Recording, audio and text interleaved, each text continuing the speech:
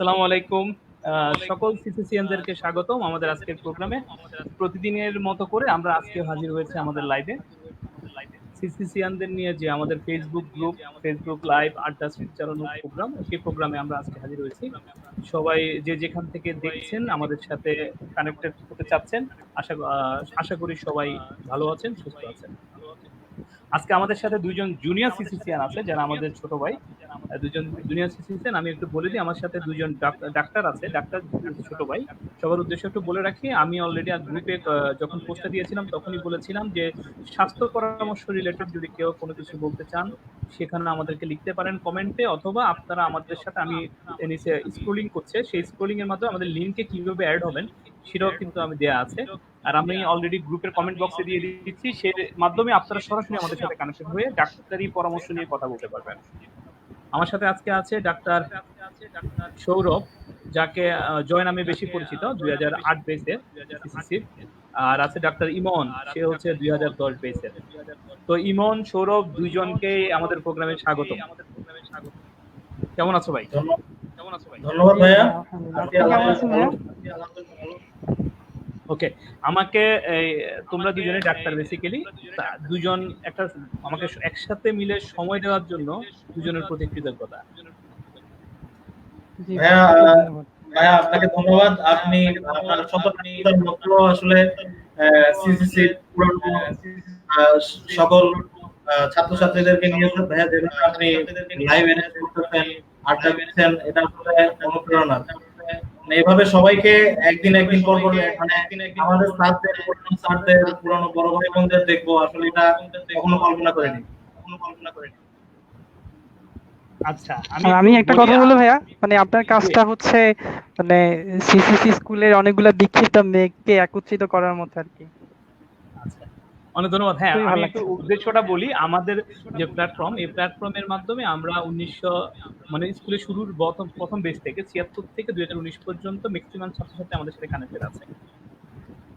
আমাদের উদ্দেশ্যটা হচ্ছে সবাই মিলে একটা প্ল্যাটফর্ম তৈরি করে সবাই একসাথে যাতে একটা নেটওয়ার্কের মধ্যে চলে আসতে পারে, সবাই সবার সাথে যাতে যোগাযোগ থাকে, সবাই সবাইকে চিনতে পারি, সবাই সবাইকে বুঝতে পারি। আমরা একটা পরিবার, সিসিসি পরিবার। সেই পরিবারটাকে হয়তো আমরা আমাদের একটা গ্যাপ হয়ে গিয়েছে, সেই গ্যাপটা মুছে আমরা যাতে আগে যেরকম, যেহেতু তোমরা কলোনিতেও ছিলা, আগে যেরকম একটা সিসিসি পরিবার ছিল, সেই পরিবারটা আমরা এখনো মানে নিয়ে ওভাবেই থাকতে চাচ্ছি সবাই মিলে। এই কারণেই কিন্তু এই প্ল্যাটফর্মটা তৈরি করা। আমি বেশি আর কথা না বলে আমি একটু দুজনের কাছে যাব, সৌরভ আর ইমনের কাছে যাব। প্রথমে সৌরভ দিয়ে শুরু করব। সৌরভ, তোমার সংক্ষেপে একটু পরিচিতিটা যদি সবার উদ্দেশ্যে একটু দাও। তুমি বেসিক্যালি একজন ডাক্তার, সেটা ইমনও ডাক্তার, দুই ডাক্তারে। তোমাদের পরিচিতিটা একটু যদি, সিসিসিয়ান এখানে অনেক সিনিয়র ভাই আছে, বললাম না 1976 সালের সিনিয়র ভাই আমাদের সাথে হয়তো দেখছেন, তো আর জুনিয়রও দেখছেন, তো সবার উদ্দেশ্যে একটা পরিচিতি যদি আমি দিয়ে দাও, যাতে করে সবাই এক কথায় চিনতে পারে সবকিছু। আর পাশাপাশি আসলে তোমাদের এডুকেশন, আর পাশাপাশি হচ্ছে বর্তমানে কোথায় আছো, কি অবস্থায় আছো, সে কিছু মিলিয়ে বলো। ইমন, সৌরভকে দিয়ে শুরু করো। আচ্ছা, আমাকে আসলে সবাই বেসিক্যালি সৌরভ বলে কেউ চিনবে না। আমাকে সিসিসিতে আমি পরিচিত হচ্ছে জয় নামে। আমাকে এখনো ওখানকার সবাই জয় নামেই ডাকে। আর আমার সবচেয়ে বড় পরিচয় হচ্ছে আমার মা সিসি স্কুলে চাকরি করতেন, টিচার ছিলেন, জবারানী দেবী। জবা মাসির ছেলে বললে আমাকে সবাই চেনে। আমি সিসিসিতে ছিলাম হচ্ছে 2002 সাল পর্যন্ত, ক্লাস 5 পর্যন্ত। তো যখন সিসিসি বন্ধ হয়ে যায়, এরপর আমরা সবাই চলে যাই সীতাকুণ্ড স্কুলে ভর্তি হই আমি। এরপর ক্লাস 8 এ আমি চান্স পাই কলেজিয়েট স্কুলে। কলেজিয়েট থেকে আমার এসএসসি কমপ্লিট করি। এরপর আমার এইচএসসি ছিল হচ্ছে সিটি কলেজে, দেন চট্টগ্রাম মেডিকেল কলেজ। এখন আমি 39তম বিসিএস এ আমি যোগদান করেছি পাংশা উপজেলা স্বাস্থ্য কমপ্লেক্স রাজবাড়ীতে। ওকে সৌরভ, ধন্যবাদ। ইমনের কাছে আসবে। ইমন। আসসালামু আলাইকুম ভাইয়া, আমার নাম এস এম হামিদুদ্দিন ইমন। আমি 2010 ব্যাচে স্টুডেন্ট। আমি প্রথম সিসি স্কুলে ভর্তি হই 2002 সালে ক্লাস 3-তে। ক্লাস 3-তে 2002 সাল পুরোটাই ছিলাম। এরপর যখন ক্লাস 4-এ উঠি, ওই বছরই ফ্যাক্টরি বন্ধ হয়ে যায়, যার কারণে আমি অন্য স্কুলে চলে যাই। 4-5 অন্য স্কুলে ছিলাম। এরপর আবার 2005 সালে ক্লাস 6-এ আসি। এবং 6 থেকে টানা ক্লাস 10 পর্যন্ত এসএসসি 2010 সিসি স্কুলেই ছিলাম। এরপর চিটং কলেজে চান্স পাই। চিটং কলেজে 2 বছর 11-12, এরপর 12-13 সেশনে ঢাকা মেডিকেল কলেজে ভর্তি হই এবং 18 সালের জানুয়ারি ওই সেশনে পাশ করি। 19-এর জুলাই সেশনে ইন্টার্নি শেষ হয় আর কি। আর এখন আপাতত পোস্ট গ্রাজুয়েশনের জন্য প্রিপারেশন নিচ্ছি, পড়াশোনা চলছে, আর সাথে পার্ট টাইম এখানে একটা হসপিটাল, আসগর আলী হসপিটাল আমাদের হলের খুব কাছেই, ওই কারণে ওখানে কিছু পার্ট টাইম জব করা হয় আর কি। হেমাটোলজি ডিপার্টমেন্টে রেসিডেন্ট মেডিকেল অফিসার হিসেবে জয়েন করেছি জানুয়ারিতে। আমার আব্বু সিসিসিতে চাকরি করতেন, আর আমার ছোট বোনও সিসিসির স্টুডেন্ট ছিল, আমার আম্মাও সিসিসির স্টুডেন্ট ছিল, আমার ছোট খালাও সিসিসির স্টুডেন্ট ছিল, এবং আমার নানার বাড়িতে আমার অন্যান্য মামারা অনেকেই সিসি স্কুলের স্টুডেন্ট ছিল। আসলে আমাদের ওই সীতাকুণ্ড উপজেলার মধ্যে এই সিএসসি স্কুল যে পরিমাণ উপরে ছিল, মানে এটা আমরা সিএসসি রেস্টুরেন্ট হিসেবে আসলে গর্বিত। অবশ্যই। ধন্যবাদ ইমন, ধন্যবাদ সৌরভ, দুজনের উদ্দেশ্যে। আমি যারা দেখছেন তাদের উদ্দেশ্যে একটু বলে রাখি, আমাদের প্রোগ্রামটি আপনারা সরাসরি দেখছেন যারা, আমাদের 2 ডাক্তার জুনিয়র ভাই আছে। স্বাস্থ্য বিষয়ক আমরা গল্প আড্ডা স্মৃতিচারণ আমাদের চলবে, পাশাপাশি কারো যদি স্বাস্থ্য বিষয়ক কোনো পরামর্শের কোনো ইস্যু থাকে কমেন্টে আপনারা লিখতে পারেন। আর অথবা আমাদের সাথে সরাসরি যুক্ত হতে হলেও আপনারা আমাদের স্ক্রলিং একটা লিঙ্ক পাবেন, আমি কমেন্ট বক্সে লিঙ্কটা দিয়ে দিচ্ছি, সেই লিঙ্কের মাধ্যমে আমাদের সাথে সরাসরি সংযুক্ত হয়ে আমাদের জুনিয়র ডাক্তার ভাইদের সাথে কথা বলতে পরামর্শ নিতে পারবেন। ওকে, আমি একটু চলে যাব হচ্ছে আমরা স্মৃতিচারণ পর্বে যাই, যেখানে আমরা স্কুল নিয়ে একটু কথা বলি। জয় অনেক আগে ছিল স্কুলে, শিক্ষকদের নিয়ে, বন্ধুদের নিয়ে কি কি মনে আছে একটু জয়ের কাছ থেকে শুনে আসি। জয়। আমার আসলে মানে আমি যখন স্কুল থেকে বের হই বা ফ্যাক্টরি থেকে যখন আমরা চলে যাই, তখন আমার বয়স কত ছিল? তখন বেশি তো ছিল না, ক্লাস 5 এ পড়তাম। তখন 10-11 বছর 12 বছর বয়স। তো ওই সময় আসলে খুব বেশি স্মৃতি আমার মনে নাই, তবে স্কুল নিয়ে স্মৃতি যা মনে আছে তার মধ্যে হচ্ছে প্রতিদিন আমাদের যখন 21 ফেব্রুয়ারি অথবা 16 ডিসেম্বর খুব ভোরবেলা আমাদের বের হওয়া লাগতো। আমাদের গেম টিচার যিনি ছিলেন খালেক স্যার প্রতিদিন ভোরবেলা, মানে ওই সময় ওই প্রোগ্রামের ভোরবেলা 6টার আগে, শীতকালে 6টার আগে উনি বাঁশি দিতেন, পুরো এলাকা বাঁশি দিতেন সবাইকে তোলার জন্য। আমরা যেন উঠি, আমরা যেন তারা মানে ওই প্রভাত ফেরিতে যাই, সবাইকে তোকে দিতেন। আমার ওই স্মৃতিটা এখনো মনে আছে। ভোরবেলা সবাই স্কুলে আসতাম, স্কুল থেকে প্রভাত ফেরিতে বেরোতাম। আর পরীক্ষার সময় মনে আছে আমার রোল 1 ছিল, আমি সবসময় সবার আগে খাতা জমা দিয়ে বের হয়ে যেতাম। তো আমাদের নমিতা মাসি ছিলেন, নমিতা মাসি বলতেন কি পরীক্ষা হলে যে সবার আগে যে জমা দিবে তাকে একটা আশা দিবে। আমি ওইবার ভয়ে খাতা জমা দিই নাই আগে, পরে যে খাতা জমা দিছে ম্যাডাম তাকে একটা আচারের প্যাকেট দিয়েছিলেন। ওটা মানে আমার জন্য খুব ভালো। আমি একটু সৌরভকে একটু থামাই। ইমন, সৌরভের কথা কি তোমার কাছে রিপিট মনে হচ্ছে? মানে না ভাই, আমার কাছে রিপিট মনে হচ্ছে না, ইকো মনে হচ্ছে না। আচ্ছা, আমি ক্লিয়ার শুনতে পাচ্ছি সবাইকে। ওকে সৌরভ প্লিজ বলো। এই ভাইয়া আমার আসলে ইমন থেকে জানান কিছু।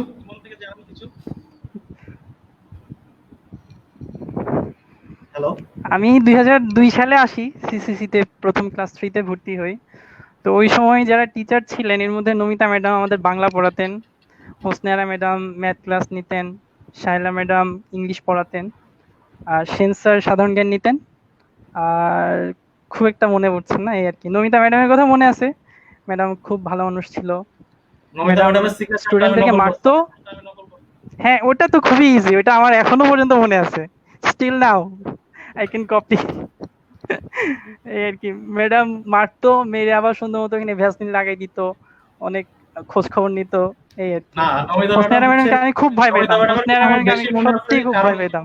নমিতা ম্যাডাম আমার ওই পরীক্ষার হলে যে আচারের স্মৃতি আমি এটা ভুলবো না। আচ্ছা আচ্ছা, ম্যাডাম কি মানে হোসনেরা ম্যাডামকে আমি ভালোই ভয় পাইতাম, খুব ভয় পাইতাম এই আর কি। সাব্বির ছিল আমাদের ব্যাচমেট, ম্যাডামের ছেলে, প্রচন্ড দুষ্ট, আর আমি আরেকজনকে ভয় পেতাম খুব, আমি একটু ইন্টারাপ্ট করি, আমাদের কমেন্ট বক্সে একটু কমেন্ট আসছে, আমাদের সাউন্ড মোস্ট অফ রিপিট হচ্ছে। হ্যাঁ, আমার মনে হচ্ছে তুমি আবার একটু আসো, আমি একটু আসি, আমাদের ইমন একটু কথা বলুক, ইমনের সাথে আমরা একটা কথা বলি, ঠিক আছে? কারণ হচ্ছে মানে কমেন্টে আসছে যে কথা রিপিট হচ্ছে প্রচুর। হ্যাঁ, কথা শোনা যাচ্ছে, ঠিক আছে, ডিস্টার্ব হচ্ছে। আমি দেখি কোথায় ইমন। জি ভাইয়া। তোমার কথা একটু শুনি। তুমি আমাদেরকে তোমার স্কুল শিক্ষক, স্কুল সম্পর্কে একটু গল্প শোনাও আর কি, স্মৃতিচারণ করো। আসলে আমার স্কুল সম্পর্কে দুইটা পার্ট, একটা একালের আর একটা সেকালের। তো সেকালের বলতে যেটা ছিল আর কি মনে নেই, এই যে নমিতা ম্যাডাম, হোসনে আরা ম্যাডাম, এই দুই একজন ম্যাডামের কথা মনে আছে। আমাদের ব্যাচমেট ছিল, হোসনে আরা ম্যাডামের ছোট ছেলে সাব্বির ছিল, তারপর সৃষ্টি, তামান্না, ইসমতারা, দুই চারজনের নাম মনে আছে। ও ছিল অনিরুদ্ধ সেন, একজন ছিল। ওর অবশ্য ফাদার বা ওর কোনো রিলেটিভ ওখানে চাকরি করতেন না, তারপরে সে ওখানে পড়তো। তো ওর সাথে আমার খুব ভালো ফ্রেন্ডশিপ ছিল আর কি।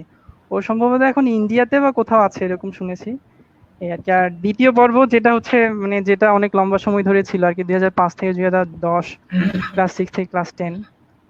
তো এই সময়টার মধ্যে আসলে আমি বেসিক্যালি খুব বেশি দুরন্তপনা ছিল না আমার মধ্যে, যেটা জয় ভাইয়ের মধ্যে ছিল। ভাইয়া বললেন একটু শান্ত স্বভাবের ছিলাম, যেখানে খুব বেশি মানে ইভেন্টফুল কি ছিলাম, আমি নিজে কি ছিলাম আমি চিন্তা করে নিজে এখনো ভয় পাই। আচ্ছা আচ্ছা, আমি এমন দুষ্টমি করছি যেটা আমি এখন চিন্তা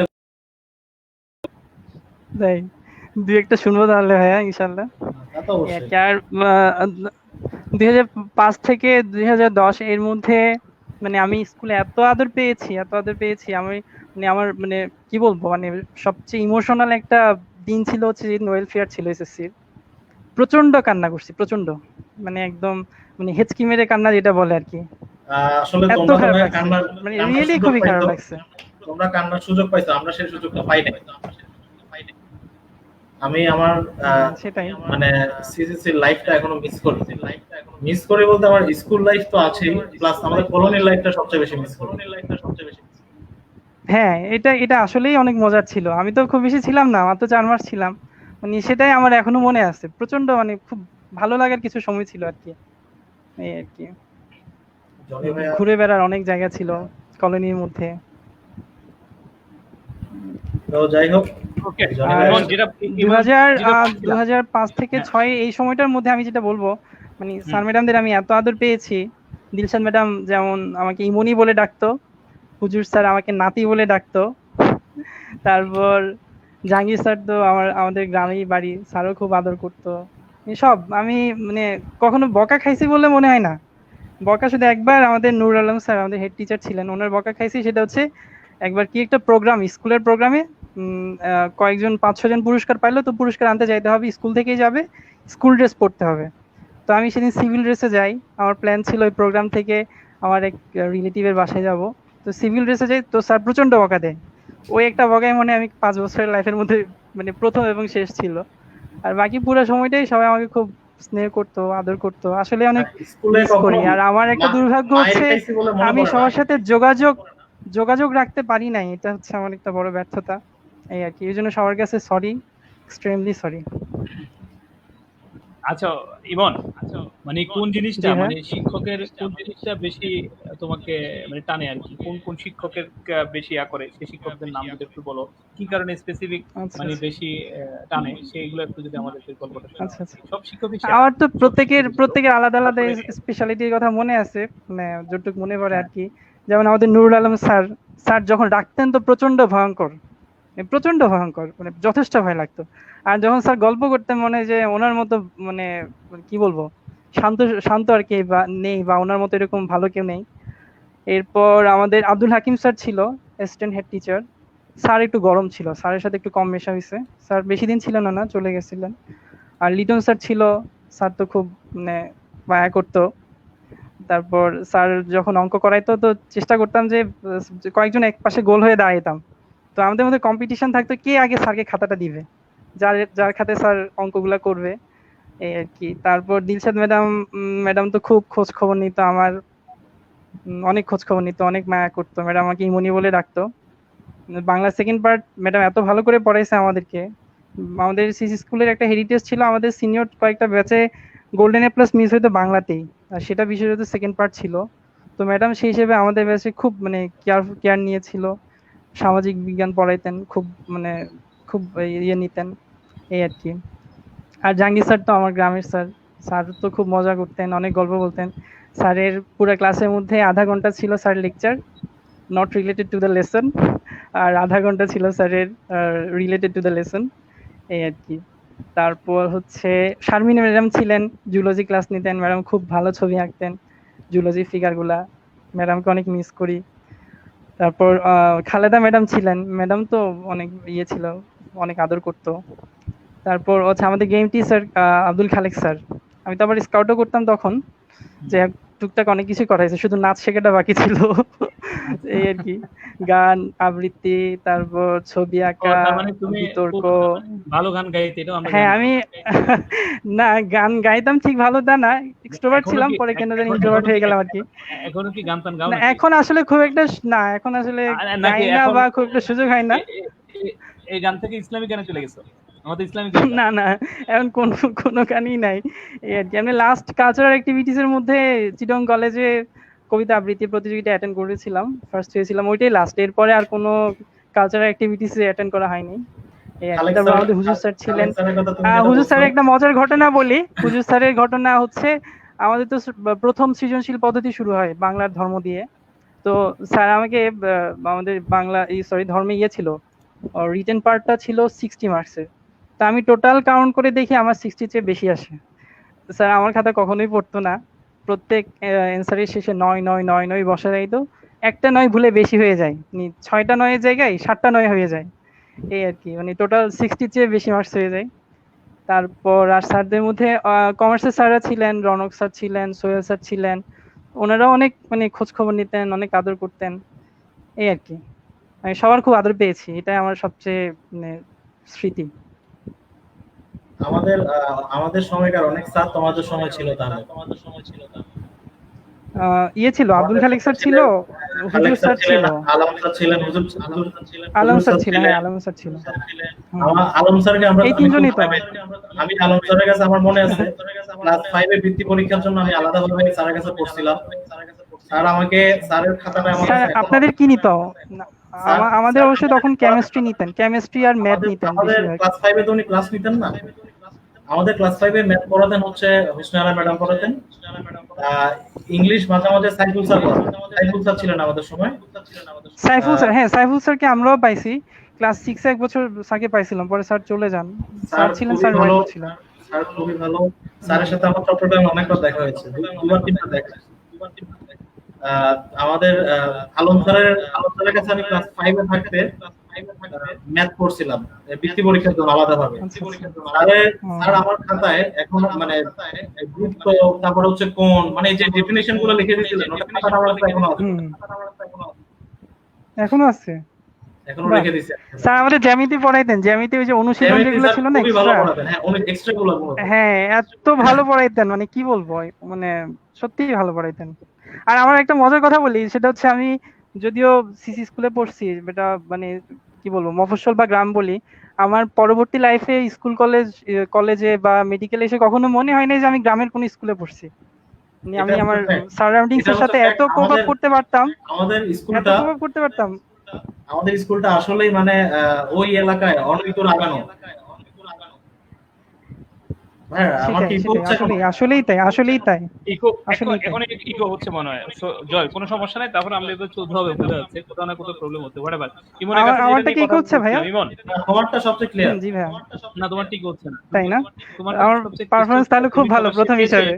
তুমি হ্যাঁ প্রথম হিসেবে পারফরম্যান্স স্কুলে ভালো ছিল, এখনো ভালো, জয়টাও ভালো ছিল, ঠিক আছে। তুমি তো ছোট ভাই, জয় এই জন্য তোমাকে একটু স্যাক্রিফাইস করছি, ছোট ভাই একটু ভালো করে কথা বলো, মানে এই না অবশ্যই ভাই আপনি বলবেন, আমাকে ইন্টারাপ্ট করবেন, অবশ্যই করবেন। আমি আবার কথা কম বললে আবার থামতে চাই না। ইকো যে কোনো একজনের করার কথা ছিল, অত জয় স্যাক্রিফাইস করে বলছেন আমার ছোট ভাইটা ঠিকভাবে কথা বলো, আমারটা কথা না শুনলে সমস্যা নেই, নাকি জয়? না ঠিক আছে ভাই, সমস্যা নেই। ওকে, আচ্ছা ইমনের কাছে যেটা নিয়ে কথা বলছিলাম, ইমন তুমি তো গান গাইতে পারো? জি ভাই, ভালো গাইতাম না, আমি অবশ্য গান শিখতাম আর কি, হারমোনিয়াম বাজাই শিখতাম, আমার খুব তাল কাটতো, এই তালের সাথে ওই তবলার ইয়ের সাথে আমরা কি আজকে মিলাইতে আমরা কি পারতাম না আর কি। আজকে কি না ভাই জুলাই এটা রিকোয়েস্ট করবেন না ভাই, আমি এগুলো সব ভুলে গেছি, সব ভুলে গেছি, এই রিকোয়েস্ট আমরা করবেন ইসলামিক গান না। শুনি, ইসলামিক না গান আমি শুনি, এখন কি সমস্যা মানে কি? গলা গলা টলা সব ভব টাইপের হয়ে গেছে, কিছু মানে পারি না এখন, এই আর কি। জনি ভাই, আমি আপনার কাছে আপনি তো সবাইকে কোশ্চেন করেন, আপনি তো সব লাইভে সবাইকে হ্যাঁ ভাই, কোশ্চেন ভাইটা করেন, কিছু আমি কোশ্চেন আজকে করেন তো। আপনাকে কোশ্চেন করি। একটা কোশ্চেন কেন, তুমি অনেকগুলো কোশ্চেন করতে পারো, তাকে আগে আমার কথাগুলো একটু শেষ করি, তারপর তুমি আমাকে বলিও। হ্যাঁ, আচ্ছা, ঠিক আছে, ঠিক আছে। আচ্ছা, আমারটা শেষ করে তোমাদের আমি অবশ্যই উত্তর দিব, তুমি বলিও, সমস্যা নেই। আচ্ছা জয়, স্কুল নিয়ে শিক্ষকদের নিয়ে মানে কোন ব্যাপারগুলো বেশি কেয়ারিং মনে হয়, বা কোনগুলা বেশি তোমাকে মিস করা মনে হচ্ছে, মানে কোন বিষয়গুলো, সেগুলো নিয়ে একটু যদি আমি আমাদের মিস করি হচ্ছে ভাইয়া, বিশেষ করে বন্ধুদেরও ব্যাপার আছে কিছু, হ্যাঁ বন্ধুদের একটা ব্যাপার আছে, বন্ধুদের আমি কথা আসলে যদি কিছু মনে থাকে। অবশ্যই আমি আসলে মিস করি স্কুলে টিচারদের, যেটা মিস করি সেটা হচ্ছে আন্তরিকতা। আমাদের সিসিসি স্কুলের টিচাররা যে পরিমাণ আন্তরিক ছিলেন, আমি অন্তত 3টা স্কুলে পড়াশোনা করছি, সিসিসি তে পড়ছি ক্লাস 5 পর্যন্ত, 6 থেকে 8 পর্যন্ত পড়ছি আমি সীতাকুণ্ড সরকারি বিদ্যালয়ে। এরপরে আমি 9 10 পড়ছি হচ্ছে কলেজে।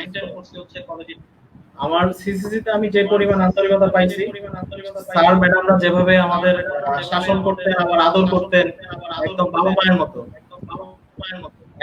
মায়ের মতো, এটা মানে নিঃসন্দেহে মানে কোনোভাবে অস্বীকার করা যাবে না। এই জিনিসটা আমি আর কোথাও পাই না, সবখানে গিয়ে নিজেকে এতিম মনে হয়েছে। এক্স্যাক্টলি। বুঝতে পারছি। আপনাদের সময় জানতাম না, আমাদের সময় তো ছিল কিনা, জি ভাইয়া, মানে কোন শিক্ষককে নিয়ে কোনো ঘটনা ছিল যেটা মানে আমাদের সামনে আজকে শেয়ার করা যায়, কোনো ভালো ব্যাপার হতো, খারাপ ব্যাপার, মাইর খাইছো শিক্ষককে নিয়ে অথবা অ্যাপ্রিশিয়েট না, পাইছো, whatever। ওরকম আমি আসলে ওরকম মাইর খাই নাই। একবার গেম টিচারের মাইর খাইছিলাম, খালেক স্যারের মাইর খাইছিলাম একবার। মানে তুমি কি আমাদের কি ঘটনা নিয়ে যে মাইর খাইছি, আচ্ছা এটা আরেকটা কোয়েশ্চেন তোমাকে একটু যোগ করি, মানে ম্যাডামের ছেলে হিসেবে কি কোনো ফেভার পাইতা কিনা সেটা একটু বলিও। ম্যাডামের মাইর ছেলে খাইতে না হিসেবে বললে তো এইজন্য না, মাইর খাইতাম আমি ভাইয়া। আসলে আমি আমার পাস্ট নিয়ে কথা বলি একটু। আমি এত দুষ্ট ছিলাম যে আমাকে মাইর না দেওয়া হচ্ছে অন্যায়। আচ্ছা এত দুষ্টমি করতাম আমি। তবে আমি ফেভার পেতাম হচ্ছে ভালো স্টুডেন্ট হিসেবে একটু ফেভার পেতাম। দুষ্টামি করেছো এটা তো মানুষ বলবে, আর তুমি যদি নিজেকে দুষ্ট বলো তার মানে তুমি আমি এটা স্বীকার করি, আমি এটা স্বীকার করে নিচ্ছি। আমি তখন কি ছিলাম, আমি এখন কল্পনা করলে আমার নিজের আশ্চর্য লাগে। বুঝতে পেরেছি। ওকে ইমন, জি স্যার। আচ্ছা আমরা মোটামুটি একটু পরেই আমাদেরকে কিছু ডাক্তারি পরামর্শ দিতে হবে আর কি, দুই ভাইকে, ছোট ভাইকে। এর আগে তোমার বন্ধুদের নিয়ে বলো। তোমার বন্ধুরা কিন্তু, আমি যতটুকু জানি তোমার বন্ধুরা তোমার প্রতি হেভি কমপ্লেইন আছে। আমি অনলাইনে বলছি, বন্ধুরা বলছে তুমি কারোর সাথে যোগাযোগ রাখো না, যোগাযোগ করো না, তোমাকে ফোন করলে পায় না, ঠিক আছে? ও মানে যে কারণে আমি ওদের সব কমপ্লেনই আমি স্বীকার করি, নির্দ্বিধায় স্বীকার করি। এটা ওদের কমপ্লেন না, এটা অনেকেরই কমপ্লেন। আমার কাছে জিনিসগুলো আসলে মিলে নাই আর কি, বিকজ আমি যখন তোমাকে কল করেছি, তুমি আমাকে যেভাবে অ্যাকসেপ্ট করেছো, রিসিভ করে নিয়েছো, এমন যে মানে রাজি হয়েছো, তো আমার কাছে মনে হচ্ছে না বন্ধু বান্ধব দুষ্টামি করে বলছে, এটা সিরিয়াস কিছু না। না আসলে আমাদের ফ্রেন্ডদের মধ্যে আমারও ওরকম খুব একটা যোগাযোগ করা হয় নাই, বা ওরাও যে খুব একটা যোগাযোগ করছে তা না। তবে দুই একজনের সাথে প্রায় যোগাযোগ হতো। যেমন এর মধ্যে একজন ছিল সবুজ, ও এখনো কলোনিতেই থাকে। তো আমি বাসায় গেলে ওদের বাসায় যেতাম, ওর সাথে স্কুলে গিয়ে ঘুরে আসতাম, স্কুলের মাঠ থেকে হেঁটে আসতাম, স্কুলও বন্ধ থাকতো, বা কলোনির মধ্যে একটু ঘোরাফেরা করতাম, এই আর কি। আমাদের দুজন ফ্রেন্ডের কথা বলবো, মানে আসলে মন খারাপ হয়ে গেল। একজন হচ্ছে সাইদ বিন পাশা রাব্বি, ও আমাদের থার্ড বয় ছিল আর কি, মানে ওর সাথে বেশ ভালোই কম্পিটিশন হতো আমাদের। ও আমাদের ছেড়ে চলে গেছে, তো ওর সাথে অনেক মজা হয়তো, ওর অনেক কিছু স্মৃতি ছিল। তারপর ছিল হচ্ছে মাসুদ পারভেজ নয়ন, ও আমাদেরকে ছেড়ে চলে গেছে, এই আর কি।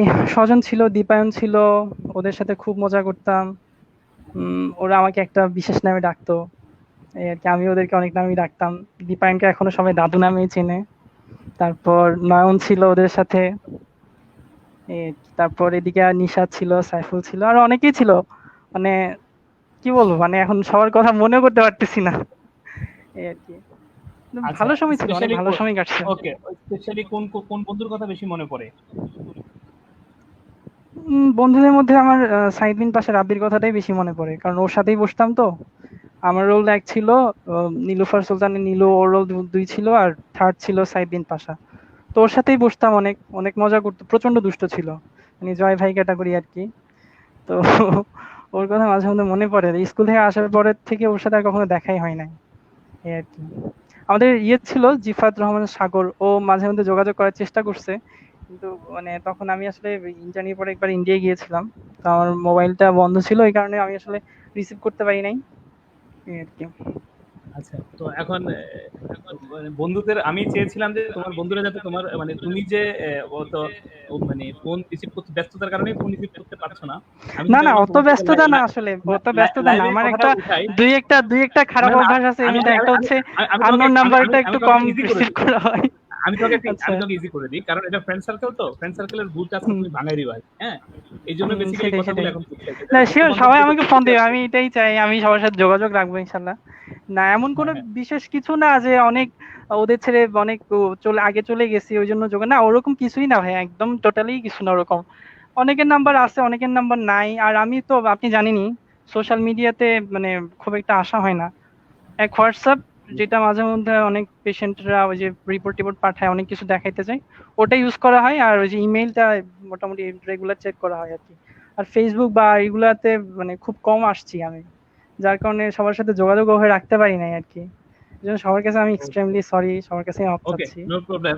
আর আমি একটু সৌরভের কাছে আপনার মাধ্যমে আবার সেকেন্ড বার আসলাম।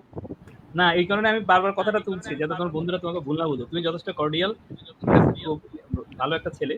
তো এটা আসলে তোমার বন্ধুরা হয়তো যাতে ভুল না বুঝে, এই জন্য কথাগুলো এখানে ওপেনলি বলা, ঠিক আছে? আচ্ছা, আর সৌরভের কাছে আছে। সৌরভ, জি ভাই। আচ্ছা, তোমার এই যে ব্যাপারটা ছিল, তোমার কাছে তোমাকে আমি স্পেশালি একটু থ্যাঙ্কস দিব সবার সামনে, এই কারণে তুমি কিন্তু সিসিসি স্কুলে ক্লাস মানে 5 পর্যন্ত পড়েছিলে। তারপরও যখন আমি তোমার সাথে যোগাযোগ করেছি, তুমি যেভাবে আমাকে অ্যাকসেপ্ট করেছো এবং যেভাবে তুমি কমিউনিকেশন আমার সাথে যত কর্ডিয়ালি করেছো, এটা মানে অ্যাপ্রিশিয়েটেবল। বিকজ তুমি সে ক্লাস 5 কমপ্লিট করে চলে গিয়েছো, এরপরে তুমি আজকে স্কুলও কিন্তু বাকি 5 বছর কিন্তু অন্য স্কুলে ছিলে, এখান থেকে পড়ানো। কিন্তু এই 5 বছর বা জীবনের প্রথম 10-11 বছর যে একটা জায়গায় কাটিয়েছো, এটা আজকে 18-19 বছর পরে রিকল করতে পেরেছো, এবং ওই জায়গার একটা লোককে তুমি এভাবে ভালো করে অ্যাকসেপ্ট করে নিবা, এটা আমার কাছে খুব ভালো লেগেছে। এই জন্য তোমাকে মনে করো খুব মানে লাইভে আমি ধন্যবাদ দিচ্ছি আর কি। থ্যাংক ইউ ভাইয়া। ভাইয়া আমার আসলে আমি একটু আমার বন্ধুদের নিয়ে একটু বলতে চাই। হ্যাঁ হ্যাঁ, অবশ্যই বলো। আমি যখন স্কুল ছেড়ে যাই তখন আসলে আমরা খুব ছোট সবাই। আমার ফ্রেন্ড সার্কেলও ছিল আসলে অত বেশি বড় ফ্রেন্ড সার্কেল ছিল না। আমার পরিচিত গন্ডিটা খুব ছোট ছিল, যাতে ক্লাসে আমার যারা পরিচিত মানে যাদের সাথে আমি বসতাম সবসময় কথা বলতাম, আমার যেহেতু রোল এক ছিল সেহেতু আমাকে ক্লাস ক্যাপ্টেন বানানো হয়। মানে কেউ কথা বললে নাম লিখে রাখা, অনেক সময় দুষ্টুমি করলে নাম লিখে রাখা, এগুলো করা লাগছে। এটাতে আমি খুব এক্সপার্ট ছিলাম ভাইয়া, সেই কারণে অনেকে শত্রু আমি আমার এখনো অনেকে শত্রু মনে করে, ওই শত্রুরা এখন আবার বন্ধু। তো দেখা যাচ্ছে তোমার দুজনের মধ্যে অনেক মিল। ওই যে তোমার যে ক্যারেক্টারিস্টিকের কথা তুমি বললা, ওইটা ইমনেরও আছে, আবার শুনতেছি। হ্যাঁ সেটাই। আমি যাদের সাথে বসতাম আসলে মূলত তাদের মধ্যে একজন ছিল হোসেন ম্যাডামের বড় ছেলে সোহাগ, সেও আমার মধ্যে দুষ্ট ছিল, এজন্য তার সাথে আমার খুব মিল। আর ছিল হচ্ছে অভি, ও আমাদের স্কুল থেকেই ক্লাস 10 এসএসসি কমপ্লিট করছে। আর ছিল আপনার আশরাফ ছিল, ইউনুস ছিল, তারপর ছিল হচ্ছে মেয়েদের মধ্যে ছিল বন্নি, আনিকা, আদর, তারপরে হচ্ছে ফারজানা, এই আরো অনেকজন ছিল। আদর কিন্তু সিসি থেকে পাস করে পড়ে। কে? ফারজানা আপু? আদর আপু?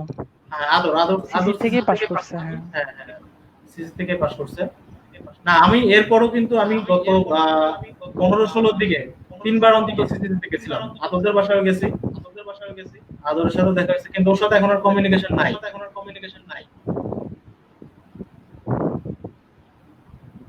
ওকে, তোমরা মোটামুটি মানে সেই হিসাবে কিন্তু সৌরভের মেমোরিতে অনেক কথাই পাওয়া যাচ্ছে যেটি ইমন থেকে পাওয়া যাচ্ছে না। মানে সৌরভ কিন্তু সে আমি আমার আসলে আরেকটা ফ্রেন্ডের নাম বলতে ভুলে গেছি, ফাহাদ, আমার 3 পায়ে দৌড় প্রতিযোগিতার সঙ্গী। ফাহাদকে আপনি চিনতেন কিনা ভাইয়া জানি না। না আমি রিকল করতে পারছি না। ফাহাদকে আমি তো করতে পারছি না। একটু তোতলায় কথা বলতো মনে হয়। আচ্ছা ওকে, আমরা একটু এতে চলে যাই। তোমাদের কথাবার্তাগুলো শুনলাম, শুনে ভালো লাগছে, ইমনের সাথে কথা বলে ভালো লাগছে। আচ্ছা এখন আমাদের বর্তমানে যে সিচুয়েশন, সৌরভের কাছে আসি। সৌরভ যে তো ইমন থেকে অন্য বড় ভাই, তো বড় ভাইকে দিয়ে শুরু করি। সৌরভ, আমাদের সবার উদ্দেশ্যে যদি বর্তমান পরিস্থিতিতে কিভাবে ভালো থাকা যায়, কিভাবে একটা সেফ থাকা যায়, এই ব্যাপারে কিছু পরামর্শ দিতে। তোমার এখানে সিনিয়র জুনিয়ররা আছে, আর এখানে প্রচুর পরিমাণে কমেন্ট আসছে। আমি একটু অ্যাড করি, একটু বলে রাখি, প্রচুর পরিমাণে কমেন্ট আসছে। জয়কে অনেকে যে বলে যে জয়কে অনেক বছর পরে একটু মানে শব্দ আসছে, মানে শব্দ হচ্ছে বা মনের মনে হচ্ছে। ওকে, না আমি অনেকগুলো কমেন্ট পাচ্ছি তোমাদের দুইজনকে নিয়ে, বিশেষ করে জয়কে নিয়েও পাচ্ছি, আর বিশেষ করে ইমনকে নিয়েও পাচ্ছি। ইমনের বন্ধুরা অবশ্য ইমনকে নিয়ে অনেক কমেন্ট করছে। ঠিক আছে, সৌরভকে নিয়ে এখনো লিখছে, সৌরভ ছোটবেলায় বেশ ছটফটে চঞ্চল ছিল, রাস্তা দিয়ে পাশ দিয়ে হেঁটে গেলে কেমন আছো বলতে খুব মিষ্টি হবে একটা হাসি জড়িয়ে থাকতো। কঠিন অবস্থা। হ্যাঁ, এটা কে লিখছে? এত বছর পরে সৌরভ, এটা বলছে তারিকুল মাওলা। সানি, হ্যাঁ চিনি। মাওলা ভাই না, সানি মাওলা ভাই। আমি তারিকুল মাওলাকে ছবি থাকতো। ওকে, আমরা আছি এখন সৌরভের কাছে। সৌরভ, সবার উদ্দেশ্যে একটু পরামর্শ দিতে, আমরা কিভাবে কি করা যায়, কিভাবে থাকলে আমরা ভালো থাকতে পারি। পরামর্শ বলতে আসলে এখন যে সিচুয়েশন চলতেছে, আমরা বাংলাদেশ বর্তমানে ভাই, আমরা যদি এপিডেমিওলজিক্যালি বা একটা ডিজিজের প্রোগ্রেস অনুযায়ী দেখি, আমরা এখন আসলে আস্তে আস্তে পিকের দিকে যাচ্ছি। মানে এটা বাংলাদেশের সমস্যা আসলে কমার কোনো সম্ভাবনা নাই। আর হচ্ছে আপনার ওয়ার্ল্ড ওয়াইড যদি না কমে, তাহলে বাংলাদেশে কমেও করে একটা লাভ নাই। তো এখন আমাদের সর্বোচ্চ সতর্কতা বলতে, এখন যেহেতু লকডাউন নাই, বলতে গেলে কোনো লকডাউনই নাই, আমাদের নিজেদের সতর্কতা ছাড়া কখনো এটা মোকাবেলা করা সম্ভব না। আমি কিছুদিন আগে ঢাকা গেলাম, ঢাকার রাস্তায় যা দেখলাম, আসলে যা দেখে নিজের মনের মধ্যে ভয় আরো বেড়ে গেছে। মানুষজন এখন কোনো মাস্ক পরে না, দূরত্ব মেনটেন করা তো অনেক দূরের কথা। বাজারগুলোতে গেলে মনে হয় মানে ওখানে এখন নরমাল একটা সময়। তো ভাই আমার সবার প্রতি পরামর্শ হবে, বাইরে গেলে আসলে মাস্ক ব্যবহার করতে হবে, সেটা কাপড়ের মাস্ক হবে। এখন নতুন গবেষণাগুলো বলতেছে যে কাপড়ের মাস্ক অনেক ক্ষেত্রে আমাদের থেকে প্রোটেকশন দিতে পারে।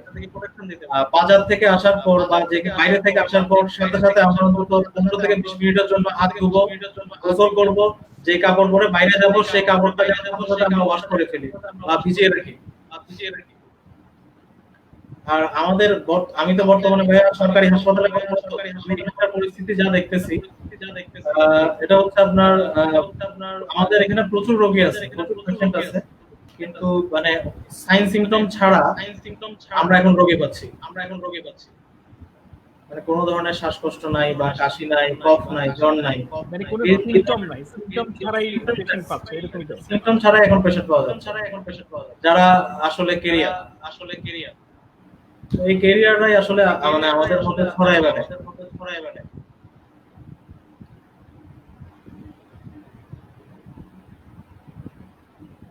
জি ভাই। ওকে, মানে আর পরামর্শ তো, মানে আর কোন রকমের পরামর্শ আছে কিনা? মানে ওদিকে আর পরামর্শ এখন হচ্ছে সেলফ প্রোটেকশন ছাড়া আর কোনো মানে পরামর্শ আসলে এই রোগে আর কোনো পরামর্শ আসলে নাই। বুঝতে পেরেছি। যত কম সম্ভব বাইরে যাও। জি ভাই, বলেন। ইমন কি কিছু বলতে চাও কিনা? ইমনের কাছ থেকে শুনতে চাই। হ্যাঁ, আমি একটা জিনিসে খুব বেশি গুরুত্ব দিব, সেটা হচ্ছে হ্যান্ড হাইজিন মেনটেন করা। মানে ইনফেকশাস ডিজিজ গুলোর মধ্যে প্রায় 95% চাইলেই কিন্তু প্রিভেন্ট করা যায়, সেটা হচ্ছে হ্যান্ড হাইজিন মেনটেন করার মাধ্যমে। তো এটা আমাদের কোনো অধিকার নাই যে বাইরে সারা দুনিয়া ঘুরে এসে বাইরে সারা দুনিয়ার মানুষের জীবাণুগুলো ঘরের মানুষকে দিয়ে দিব, বা ঘরের মানুষ যদি কেউ অসুস্থ থাকে তাদের জীবাণুগুলো নিয়ে বাইরের মানুষকে আমি ছড়াবো। তো এই জন্য মানে যখনই আমরা বাইরে যাব, বাইরে থেকে এসে অবশ্যই হাতটা খুব ভালো করে ধুবো, হাত মুখ খুব ভালো করে পরিষ্কার করবো, গোসল করবো, ভাইয়া যেটা বললো। আবার একইভাবে আমরা যখন ঘর থেকে বাইরে যাব, সেই ক্ষেত্রে আমাদের ঘরে অনেকেই ইনফেকশাস ডিজিজের পেশেন্ট থাকে, বা অনেক রকমের রোগী থাকে, অনেকের দেখা যায় মানে বয়স্ক আত্মীয় স্বজন থাকে, তাদেরও অনেক ডিজিজ থাকতে পারে, তারাও ক্যারিয়ার থাকতে পারে, আবার তাদের ভাইরাসটা আমি বাইরে গিয়ে অন্য লোককেও দিতে পারি। তো এই জন্য দুই ক্ষেত্রেই খুব মানে হ্যান্ড হাইজিনটা মেনটেন করা, এটা আমাদের একটা ম্যাডাম বলছিলেন, মানে হ্যান্ড হাইজিন মেনটেন করা এটা মোস্ট ইম্পর্টেন্ট আর কি। মাস্ক তো অবশ্যই আছে। আর আমাদের মানে রেসপিরেটরি ড্রপলেট যেটা আমরা যখন হাঁচি দেই, হ্যাঁ, এক একটা ড্রপলেটের মধ্যে প্রায় লক্ষাধিক জীবাণু থাকে। এমনিতে আমাদের নর্মালি মানে আমাদের যে ওরাল ক্যাভিটি বা এই রিজনটাতে অনেক জীবাণু এমনিতেই থাকে, এমনিতে ওটা আমাদের কমেন্সাল বা ওটা সবসময় আমাদের মধ্যে থাকে। তো ওটাও দেখা যায় আমরা মানে হ্যাঁ নর্মাল ফ্লোরা হিসেবে থাকে। তো এই ক্ষেত্রে মাস্ক যেটা আমি বলবো আমার জীবাণু থেকে আমি অন্যকে প্রোটেকশনের জন্য। N95 মাস্ক ছাড়া অন্য মাস্কগুলা অন্য থেকে আমাকে প্রোটেকশন খুব একটা দেয় না। N95 যেটা সবচেয়ে ভালো মাস্ক, সেটা অন্য থেকে আমাকে প্রোটেকশন দিবে। বাকি মাস্ক যেগুলো আছে ওগুলো আমার থেকে অন্যদেরকে প্রোটেকশন দিবে, আমার হাঁচি কাশি থেকে অন্যদেরকে ভাইরাসটা দিবে না বা অন্যদেরকে জীবাণুটা দিবে না। আর হ্যান্ড হাইজিনের কথা এটা আমি আবারও বলবো, খুব মানে গুরুত্ব দিয়েই বলবো, এটা খুব মেনটেন করার চেষ্টা করা। আর আসলে ভাই যেটা বললেন এটা আসলে কোনো ক্লিয়ার কাট কিছুর মধ্যে এখন ফেলা যাচ্ছে না, ডিজিজের যে প্রেজেন্টেশনটা খুব দেখা যাচ্ছে অ্যাসিম্পটোমেটিক ক্যারিয়ার, যেটা মানে কোনো সাইন সিমটম নাই, দিব্যি ঘুরে বেড়াচ্ছে, পজিটিভ কেস এটাই সবচেয়ে বেশি। হ্যাঁ, তো এই জন্য এটা একটু সতর্ক থাকা, আসলে সতর্ক থাকা ছাড়া আর কোনো এরকম রাস্তা দেখা দুই যাচ্ছে না। ডাক্তার ভাইয়ের কাছে জানতে চাওয়া যে তোমাদের কাছে, তোমরা তো দুটো ডাক্তার, তোমাদের কাছে এটা নিয়ে কি মনে হয়, এটা আমরা কতদিন এভাবে ভুগতে পারি, বা মানে মানে কিভাবে করলে এটা আস্তে আস্তে আমরা মানে কম্পারেটিভ আস্তে কমিয়ে আনা সম্ভব, বা কি হতে পারে? আমি এই ব্যাপারটা নিয়ে জানতে চাচ্ছি, তোমাদের ডাক্তারের বিজ্ঞানে কোনো কিছু আছে কিনা, বা সায়েন্সে কিছু বলে কিনা এই ব্যাপারে, একটু সৌরভ কিছু বলবে কিনা? ভাইয়া, আমরা যদি অন্যান্য যতগুলো দেশে এই করোনা পরিস্থিতি আপনার যত পিকে উঠছে আমরা দেখছি, যেমন ইটালি অথবা ফ্রান্স অথবা আপনি বলেন জার্মানি, হ্যাঁ, এই দেশগুলোতে আপনি যদি দেখি যে একটা সময় ওদের ওদের ইনফেকশনের রেট বাড়তে বাড়তে বাড়তে বাড়তে অনেক উপরে উঠে গেছে এবং এক সময় কমে গেছে। আবার আমরা যদি ইউএস এর দিকে দেখি, তাদের রেট কিন্তু এখনো পর্যন্ত বাড়তেছে, কমার কিন্তু এখনো কোনো ইয়ে নেই। আর বাংলাদেশের প্রেক্ষাপট যদি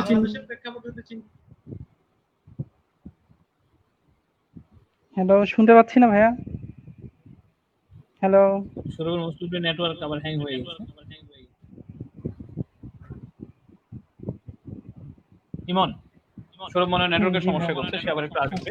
আর তোমার কাছে একটা কোয়েরি, সেটা হচ্ছে আমরা তো দেখছি যে ইউএসএ খুব উন্নত একটা দেশ, বাংলাদেশের চাইতে অনেক অনেক উন্নত দেশ অবশ্যই। বাংলাদেশ তো তার মানে কোনো কিছু নাই, ওখানে দিন দিন বাড়ছে কেন? এটার একটা কারণটা কি? আর বাংলাদেশেও কিন্তু কম্পারেটিভলি কি আসলে মানে কি অবস্থা এখন বিরাজ করছে, মানে এই ব্যাপারে এটা হচ্ছে ভাই একটা বিষয়, মানে হ্যাঁ এটা আমি বলছি, সেটা হচ্ছে যে কোনো অর্গানিজম বা যে কোনো জীবাণু, হ্যাঁ, এদের রোগ প্রতিরোধ ক্ষমতার যে যোগ্যতা, সেটাকে আমাদের মেডিকেল টার্মে ভিরুলেন্স বলা হয়। তো এই ভিরুলেন্স যেটা মানে বাংলাদেশের যে স্ট্রেনটা, এটা লো ভিরুলেন্স, আমি এদের রোগ কারেন্ট চলে প্রতিরোধ। গেছে। ওকে, নো প্রবলেম সৌরভ, তুমি থাকো। ইমন কি বলছে একটু শুনে। ভালো দেখাচ্ছে ভাইকে, খুব ভালো দেখাচ্ছে এই আর কি। তো যেটা বলছিলাম, তো স্ট্রেংথ যেটা মানে সেটাই, স্ট্রেংথ যেটা বাংলাদেশের যে ভাইরাসের স্ট্রেংথটা, এটা আসলে লো ভিরুলেন্স, মানে এদের রোগ প্রতিরোধ মানে রোগ সৃষ্টি করা এবং ডেভাস্টেটিং একটা কন্ডিশন করার ইয়াটা পাওয়ারটা খুব কম। কিন্তু ইউএসএ বা আদার্স কান্ট্রি গুলোতে যেটা হয়েছে দেখা গেছে, যা এফেক্টেড হচ্ছে অনেকেই মারা যাচ্ছে। এটা ভিরুলেন্স যেটা বললাম, এটা ওদের মানে স্ট্রেংথটা একটু স্ট্রং, আর আমরা দুর্বল দেশ, আমাদের ভাইরাসের স্ট্রেংথটা একটু দুর্বলই আর কি। সৌরভ ভাই কি আমার সাথে একমত? না, এখন হচ্ছে ভিরুলেন্সের কথা বলছিলাম ভাইয়া। হ্যাঁ, ভিরুলেন্সের কথা বলছিলাম, কিন্তু এটা তো আসলে মানে বাংলাদেশে তো এখনো প্রপার কোনো সায়েন্টিফিক গবেষণা আসলে হয় না এটা নিয়ে, যে এটার ভিরুলেন্স ফ্যাক্টরটা কেমন। তারপরে মর্টালিটি রেট থেকে কিছুটা তো আশা করা যায়, মর্টালিটি রেটটা এখনো কম। হ্যাঁ, সেজন্যই বলছিলাম। কিন্তু তোমাকে একটা বিষয় মাথায় রাখতে হবে, সেটা হচ্ছে বাংলাদেশে তোমার ডায়াগনোসিস কিন্তু কম হচ্ছে। আনডায়াগনোজড ডেথের সংখ্যা কিন্তু অনেক। হ্যাঁ, যেই না এখানে কারণে ভাই আরেকটা আমাদের জিনিস আমি আমি একটু করব যে মানে একদম পিওরলি কোভিড-19 এ মারা যাচ্ছে আর সাথে কোমরবিড কন্ডিশন নিয়ে মারা যাচ্ছে, এই দুটো সংখ্যাটা যদি আলাদাভাবে আমাদের কাছে আসতো তাহলে মনে হয় আরেকটু ক্লিয়ার হতো। হ্যাঁ, না, এখন এটাই হচ্ছে আমার তোমার কাছে একটু মনে কোভিড, হচ্ছে। এটা তো তোমার বলাই আছে যে কোভিড-19 এর মৃত্যু হার তাদেরই হয় বেশি যাদের কোমরবিডিটি আছে। এখন কোমরবিডিটি আলাদা করতে গেলে তখন দেখা যাবে কোভিডে যারা মারা যাচ্ছে তাদের কোনো কোমরবিডিটি নাই। এটা তুমি যদি আলাদা করতে চাও তাহলে তো মানে তুমি কোভিডের মৃত্যু হার কমাই ফেলতে পারবা। ওকে, আর দুজনের কাছে একটা প্রশ্ন আছে। আমার প্রশ্নটা হচ্ছে বর্তমানে এই সময়ে মানে খাওয়া দাওয়ার প্রতি কি রকমের ব্যাপার উচিত আমাদের যারা দেখছেন সবাই, আমাদের সিনিয়র ভাই জুনিয়র ভাইরা, মানে আমরা কি কি ধরনের খাবার, এখন তো রমজান মাস চলছে, মানে খাওয়া দাওয়ার উপরে কিন্তু স্বাস্থ্য অনেকটা ডিপেন্ড করে, বিশেষ করে আমি ভালো থাকবো কি থাকবো না, এটা কিন্তু খাদ্যের উপর কিন্তু 100% ডিপেন্ড করে কি খাচ্ছি অ্যাকচুয়ালি। হ্যাঁ, অ্যাকচুয়ালি কি খাওয়ার কথা কি খাচ্ছি, তো এই ব্যাপারে তোমাদের কোনো পরামর্শ যদি আমাদেরকে দাও ডাক্তারি তরফ থেকে। সৌরভ বলো, তারপর আমি ইমন শুরু করব। আচ্ছা ভাইয়া, এখন রমজান মাস এটা একটা ফ্যাক্টর, আর একটা হচ্ছে এখন করোনা পরিস্থিতি, এটা একটা ফ্যাক্টর। বলা হয়ে থাকে মানুষের রোগ প্রতিরোধ ক্ষমতা বৃদ্ধির জন্য ভিটামিন সি, জিঙ্ক এই ধরনের খাবার, মানে এই উপাদানগুলো যেই খাবারগুলোতে বেশি ওগুলা খেতে বলা হয় বেশি। তো ভিটামিন সি যেসব খাবারে বেশি আছে ওটা আমরা সবাই জানি, টক জাতীয় ফল যেমন আমরা, তারপর হচ্ছে কাঁচা আম, তারপর হচ্ছে কমলা, লেবু, এইসব খাবার, এসব খাবারে ভিটামিন সি বেশি। ভিটামিন সি আমাদের রোগ প্রতিরোধ ক্ষমতা বাড়ায়।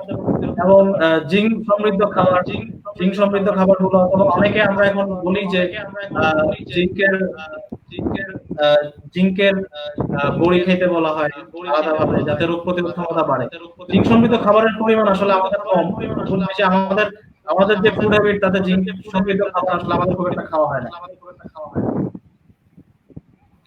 এখন রমজান মাসে বলতে গেলে আমার কথা কি শুনতে সমস্যা হচ্ছে? শুনতে সমস্যা, আমি মনে হচ্ছে তোমার কথা শেষ, সরি আউট, তাহলে বলো, তুমি বলো। না না না, সমস্যা নাই, আমার কথা এখানেই শেষ। আসলে আমি একটা অ্যাড করতে চাই, রমজান মাসে যদি আমরা খাবার হ্যাবিটের কথা বলি তখন দেখা যায় কি আমাদের ওই টক জাতীয় খাবার খেতে একটু সমস্যা হয়, আমাদের অ্যাসিডিটির প্রবলেম হয়। আমি বলবো কি, মানে এটা আমাদের রাতের খাবারের লিস্টে যদি আমরা প্রতিদিন একটা করে অন্তত লেবু অথবা কমলা লেবু জাতীয় খাবার রাখি তাহলে আমাদের জন্য ভালো হয়। আমরা সবসময় খাবারে আমরা কাঁচা আমের জুস খেতে পারি। হ্যাঁ, আমি বলবো বেশি করে ভিটামিন সি জাতীয় খাবার যাতে আমরা বেশি খাই। ইমন, তুমি সৌরভের সাথে আর কি আমি অ্যাড করবে? সৌরভ ভাইয়ের সাথে একমত, সাথে আমি প্রোটিন ডায়েটটাকে অ্যাড করব। প্রোটিন ডায়েট অ্যাড করব এই কারণ আমাদের রোগ প্রতিরোধ ক্ষমতার জন্য অ্যান্টিবডি ফর্মেশন বা ইমিউনোগ্লোবিউলিন, যেটা আমাদের বিভিন্ন ডিজিজ থেকে প্রোটেকশন দেয়, সেগুলো তো সবগুলো প্রোটিন সাবস্টেন্স। এই কারণে প্রোটিন ডায়েটটাও খুব মেনটেন করা দরকার, বিশেষ করে ডিম, দুধ বা গোশত, এই ধরনের জিনিসের কথা বলছিলাম। প্রোটিন ডায়েটটা ভাইয়ের কথার সাথে আমি পুরোপুরি একমত। অ্যান্টিঅক্সিডেন্ট যেগুলো আছে, vitamin C, vitamin A, vitamin E, zinc, হ্যাঁ, সাথে এটার সাথে প্রোটিন ডায়েটটাও আমাদের মেনটেন করা উচিত, এই আর কি। আচ্ছা, আরেকটা কি ভাই, কি ঠিক বললাম আমি? হ্যাঁ অবশ্যই। আচ্ছা, আরেকটা জিনিস আমি একটু জানতে চাচ্ছি, বর্তমানে গত 2-3 দিন ধরে আমরা কিন্তু পত্রিকাতে অনেক কিছু লেখালেখি দেখছি যে আমাদের করোনার কোনো একটা ওষুধ মোস্তাফি আবিষ্কার করেছে, হ্যাঁ, কোনো একটা বাংলাদেশ মেডিকেলের কোনো একটা রিসার্চ ডক্টর, মানে আমি নামটা রিকল করতে পারছি না। তো এই ব্যাপারে তোমাদের থেকে আমরা একটু শুনতে চাচ্ছি, তোমরা যেহেতু মেডিকেল সায়েন্সের স্টুডেন্ট, তো তোমাদের কাছ থেকে আমরা একটু আরো ভালো পরামর্শ, আরো ভালো ইনফরমেশন পাবো আর কি। আমরা তো দেখতেছি ফেসবুকে, হ্যাঁ, ফেসবুকে দেখছি যে 30 টাকা দিয়ে করোনা ট্রিটমেন্ট বের হয়ে গেছে, ঠিক আছে, আর মানে অনেক রকমের রিপোর্ট দেখছি আর কি। আসলে কি ব্যাপারটা, আসলে এই ব্যাপারে যদি একটু মানে ক্লিয়ার কাট হ্যাঁ, আমাদের সবার বোঝার জন্য একটু ধারণা দিতে। হ্যাঁ, আসলে ভাইয়া, ক্লিয়ার কাট মেডিকেল ট্রায়াল ছাড়া কোনো ড্রাগ সম্বন্ধে কোনো ধরনের বক্তব্য দেওয়া আসলে যায় না।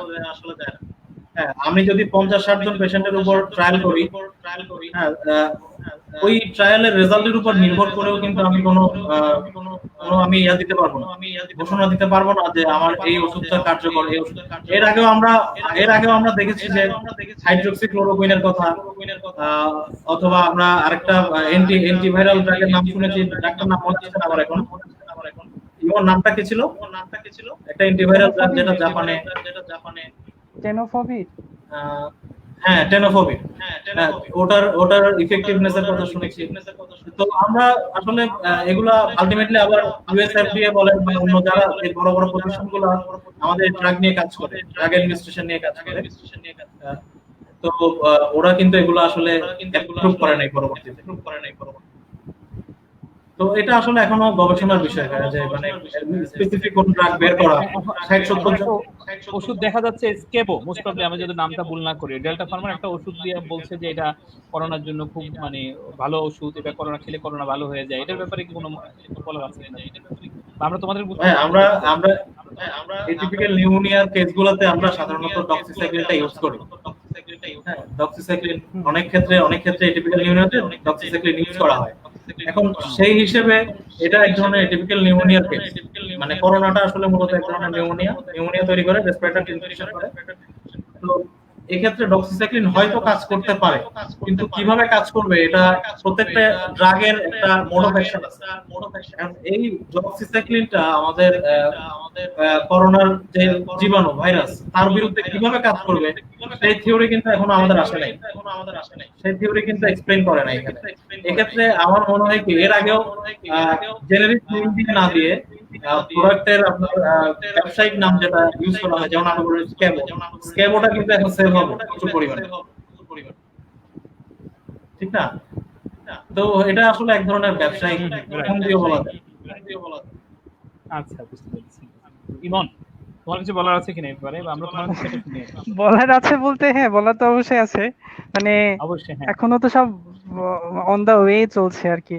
তো আসলে এখন ড্রাগ যেগুলোর কথা বলা হয়, হাইড্রোক্সিক্লোরোকুইন বা এজিথ্রোমাইসিন, এগুলো অনেকখানি আসলে ক্লিয়ার কাট না, সান্ত্বনা পুরস্কারের মতো দেওয়া যায় আর কি, মানে আপাতত চালানোর জন্য এই আর কি। কারণ ভাইয়া যেটা বলছে আসলেই তাই, কারণ একটা ব্যাকটেরিয়াতে সহজে অ্যাটাক করার জন্য যে টার্গেট বিভিন্ন বিষয়গুলো থাকে, ভাইরাসের ক্ষেত্রে ওই জিনিসটা থাকে না। এবং ভাইরাস ইনফেকশন গুলা যদি খারাপ হয় তো ওগুলো আসলেই খারাপ, অ্যান্টিভাইরাল ড্রাগ ওগুলা খুব রেসপন্স করে না।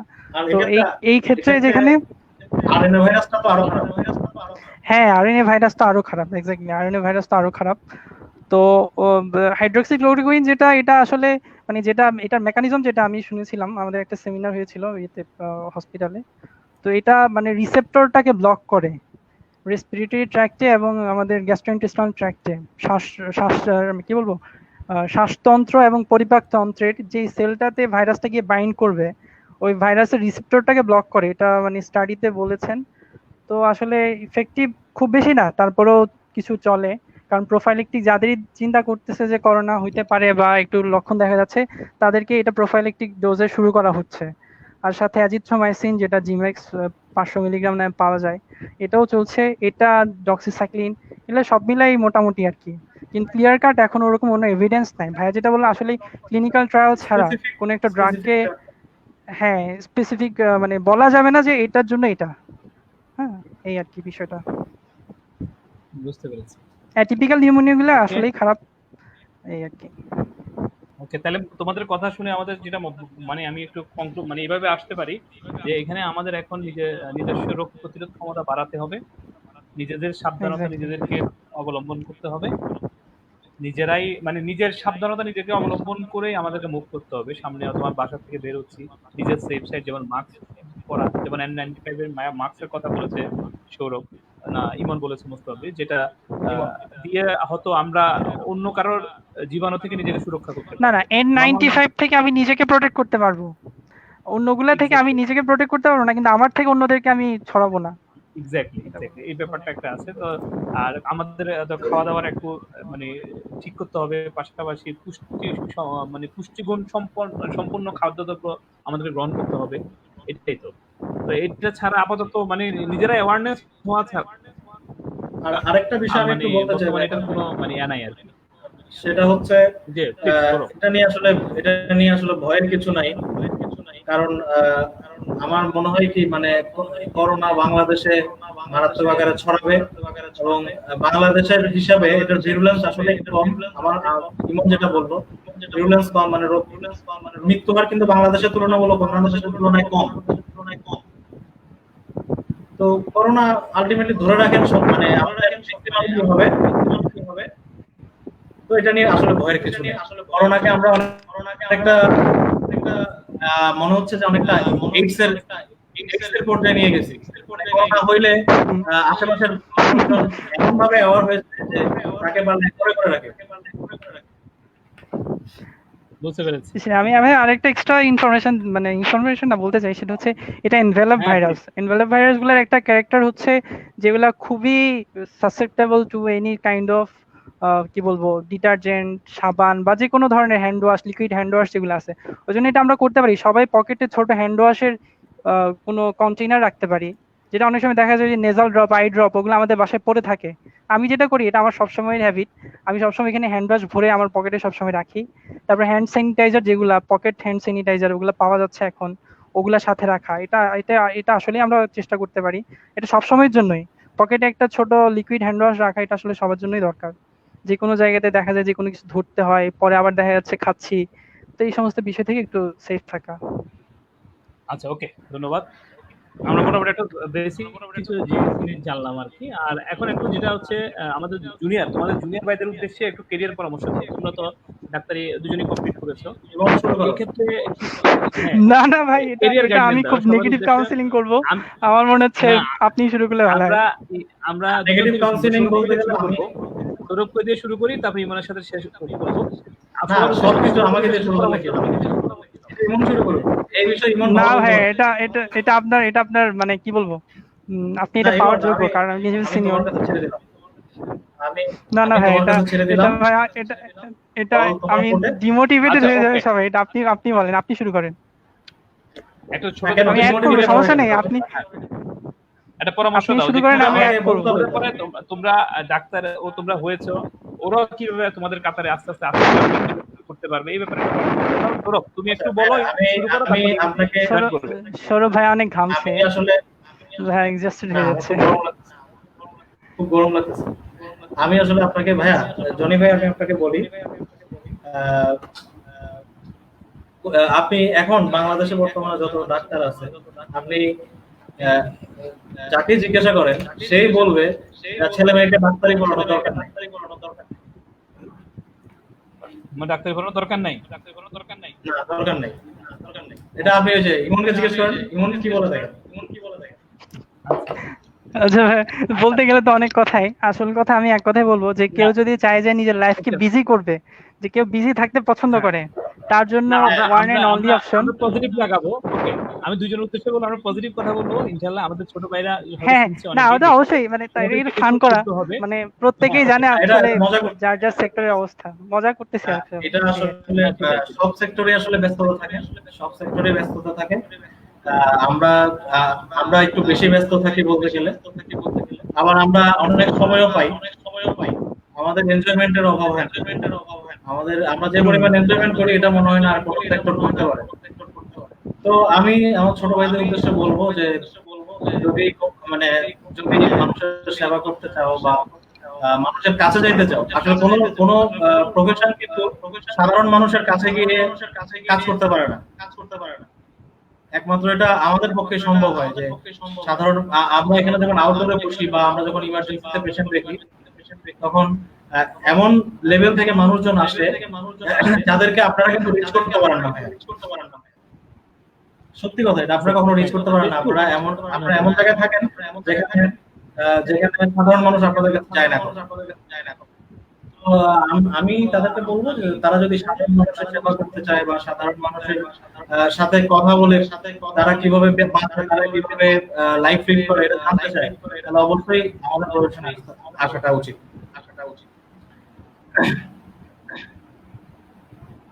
ওকে, বাকিটা একটু ইমন যদি শেষ করো আর কি। সৌরভ তো শুরু করে দিয়েছে। ইমন আমার তো শেষ হয় না ভাই, আমার ও আচ্ছা, সরি আমি মনে হয় তোমার তুমি আর এখন থামতে চাচ্ছি। ইমন শেষ করুক, এরপর আপনার কোশ্চেন। না, আমি বলবো অনেক কষ্টের বড় কিছু ভালো লাগার বিষয় থাকে, যেমন অনেকগুলা পেশেন্ট দেখা গেছে আগের দিন ভর্তি হয়েছে, খুব খারাপ অবস্থা, ইমার্জেন্সি সিচুয়েশন নিয়ে ভর্তি ছিল, তো পরদিন যখন ফলো আপ দিতে যায় তো পেশেন্ট একটু হেসে বলে বা পেশেন্টের গার্জিয়ান বলে যে স্যার আমার রোগীটা এখন অনেক ভালো আছে, বা পেশেন্ট বলে যে স্যার অনেক ভালো লাগছে। তো অনেক খারাপ অবস্থা থেকে একটা পেশেন্ট যখন হাসে, এটা আসলে অনেক ভালো লাগে, আসলেই ভালো লাগে। যদি অনেক কষ্ট হয়ে যায়, পড়াশোনার চাপ বা অনেক কিছু মিলে অনেক অনেক লং লাস্টিং একটা ব্যাপার স্যাপার হয়ে যায়, ক্যারিয়ার গোছানো, এমবিবিএস এর পরেও 8-10 বছরের পড়াশোনা সবকিছু মিলে অনেক কষ্ট, আসলেই কষ্ট, অনেক বিজি থাকতে হয়, তারপরে এর মধ্যে ভালো ইমন, লাগাগুলো কাজ করে। ভুল বললা, 8-10 বছর না, আসলে এটা লাইফ লং পড়াশোনা। না, আমি আমি বলতে চাচ্ছি মানে মানে মানে কি বলবো, এক্সাম বেসড পড়াশোনা, লাইফ লং তো অবশ্যই, এক্সাম বেসড পড়াশোনার কথা বলছি, যে 1-2টা ডিগ্রি করলেই তো মোটামুটি 7-8 বছর লেগে যাবে আমার কমপক্ষে, মতে তুমি আর লাইফ লং যখন পড়াশোনা তো পোস্টগ্রেড আছেই। কমপ্লিট করবা, তুমি যখন পোস্টগ্রেড কমপ্লিট করে প্রত্যেকটা পেশেন্ট দেখবা, প্রত্যেকটা পেশেন্টে কিন্তু এক একজন এক্সামিনার। এক্স্যাক্টলি, ঠিক আছে? সেটাই।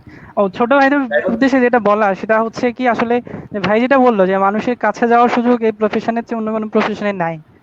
অনেক হাতি ঘোড়ারও আসবে খুব অসহায় হয়ে, যে আমার এই অবস্থা এই অবস্থা, যার সাথে লোকজন মানে 10 মাইল দূর থেকে কথা বলার সাহস পায় না, সে এসে খুব কাবু হয়ে যায় আমাদের কাছে, এটা একটা ভালো লাগে।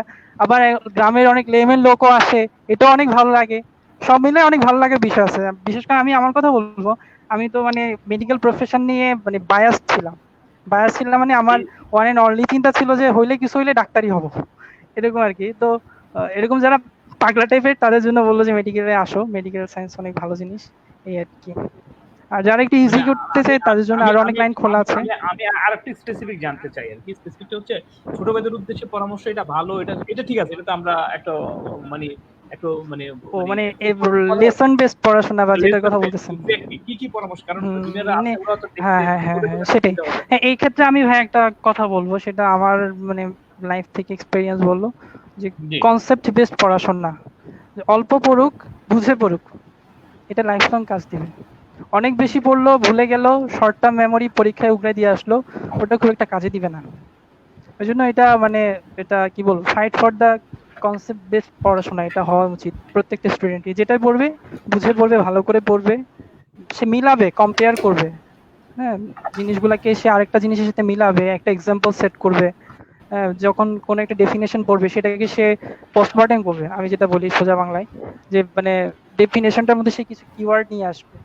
যখন কোনো একটা লেসন পড়তেছে, কোনো একটা চ্যাপ্টার আচ্ছা, পড়তেছে। ও আরেকটা বিষয় হচ্ছে, অবশ্যই টেক্সট বুক ভিত্তিক হওয়া চাই আমাদের পড়াশোনা, অবশ্যই টেক্সট বুক ভিত্তিক হওয়া চাই, যদি এটা থিওরিটিক্যাল কথা, কিন্তু এটা যদি কেউ ফলো করতে পারে মানে ইন দ্য লং রান সে অনেক উপকার পাবে, এই আর কি। সরু ভাই কিছু অবশ্যই একটা হচ্ছে জিনিস আমি বলি গ্রাজুয়েশনের আগে আমাদের মানে এসএসসি এইচএসসি লাইফটা অবশ্যই আমাদের টেক্সট বুক ভিত্তিক হবে। তুমি গ্রাজুয়েশনে গেলে কিন্তু শুধু টেক্সট বুক দিয়ে তুমি আবার পাস করতে পারবে না, এটা এটা কিন্তু সত্যি কথা। হুম। তুমি টেক্সট বুক থেকে তোমার থিওরিটা নিবা, কিন্তু তোমাকে এক্সাম ওরিয়েন্টেশনের জন্য তোমার টেক্সট বুকের পাশাপাশি অন্যান্য বইও তোমার পড়ার দরকার হয়। না সেটা তো অবশ্যই আছে, তার মানে টেক্সট বই যে বিকল্প না, এটা আসলেই ঠিক। মানে একটা এটা টেক্সট ঠিক, বই পড়া আর টেক্সট একটা বইয়ের কোনো গাইড বই বিকল্প নেই। পড়া, এটা অনেক পার্থক্য হয়ে যায় আর কি। সে দেখা গেছে এক লাইন থেকে সে 2 লাইনের বেশি বুঝে না, আর একজন টেক্সট বই পড়লে সে 1 লাইনের ভিতরে 10 লাইন বুঝবে আর কি। এটা একটা ইমন তো চিটাগাং কলেজে ছিল, তুমি কি প্রণব স্যারের কাছে পড়তা? এক্স্যাক্টলি ভাই, আমি যে প্রণব স্যারের কথাটাই বলতে চাচ্ছিলাম। আমার এই তুমি কনসেপ্ট বেস ডেফিনেশন পড়াশোনা, তুমি যখন বলবা যে ডেফিনেশনের পোস্টমর্টেম করতে হবে, তখন পোস্টমর্টেম আমার করা, একটা মাত্র নাম মনে আসছে, প্রণব স্যার। প্রজাতির সংজ্ঞাটা পুরো একটা ক্লাস ধরে পড়াইছে, আপনার মনে আছে? আপনি কি পড়তেন প্রণব স্যারের কাছে? আমি ফার্স্ট টু লাস্ট পড়ছি। ও, তাইলে তো ভাই আপনার সাথে অনেক কিছু মিলে যাচ্ছে। মানে আমার মানে খুব ভালো লাগা কোনো টিচার থাকলে পড়াশোনা করানোর দিক দিয়ে, তো প্রণব স্যার আমি 1 নম্বরে বলবো। প্রণব স্যারের টাকা, প্রণব স্যারের কাছে যারা পড়তো তারা চমৎকার কেউ টাকা দিত চমৎকার। না। তারা কেউ স্যারের টাকা দিত না। আমি কোর্স শেষ করার আগে স্যারের বাসায় গিয়ে টাকা দিয়েছি। স্যার খুব খুশি ছিল।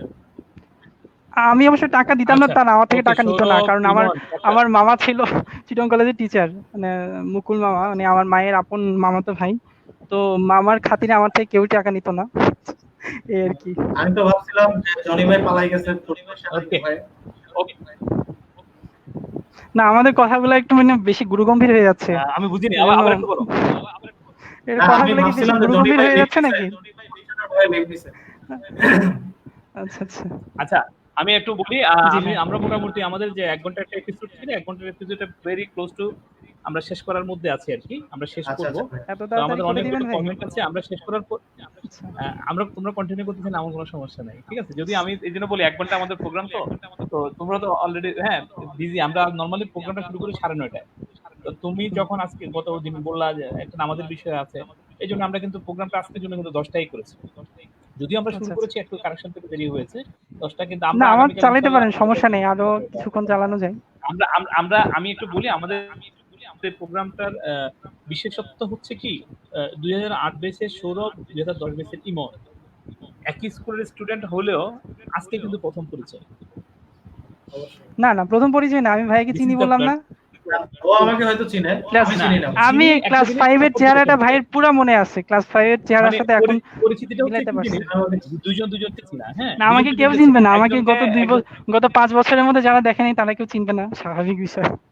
হ্যাঁ। তারপরে ইমন আর সৌরভ নিজেদের মধ্যে একটা পরিচিত আজকে হয়েছে। এইরকম ভাবে আমরা সবার সাথে সবার একটা প্ল্যাটফর্মে এনে সবার সাথে একটা পরিচয় করাটা আসলে বেসিক্যালি আমাদের উদ্দেশ্য।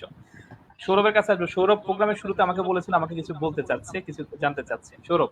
না, আমি জানতে চাই প্রথমত ভাইয়া, আপনি এত বড় একটা প্রোগ্রাম অ্যারেঞ্জ করছেন গত বছর, না গত বছর না, এই বছরই স্কুলের ওটা রিইউনিয়ন। আমাকে একটু আবার বলবা।